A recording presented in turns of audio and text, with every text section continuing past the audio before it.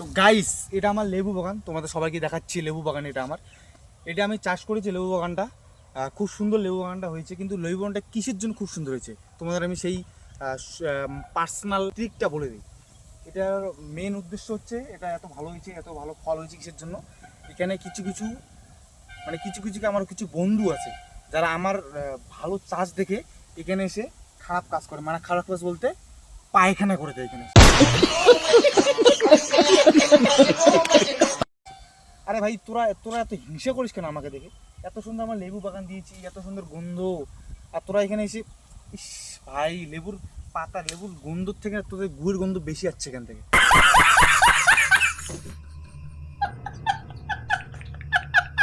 আরে বিশেষ করে এই যে বিজয়, হরি, এই চিরন, এই বান্দরগুলোর জন্য, এই পাপ্পু টাপ্পু এইগুলো যেগুলো আছে, ভাই তোরা এত হিংসে করিস না আমাকে প্লিজ।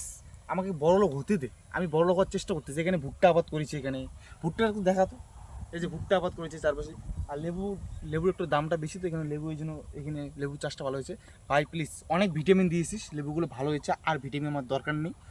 তোরা দরকার পড়লে তোদের ভিটামিন দিয়ে, তোদের ভিটামিন দিয়েছিস, ওই ভিটামিনগুলো তোদেরই খাওয়াবো, দিব দুই একটা লেবু। তাই এরকম আর করিস না, আজকে থেকে আর আসিস না, বলে দিলাম, মনে রাখিস।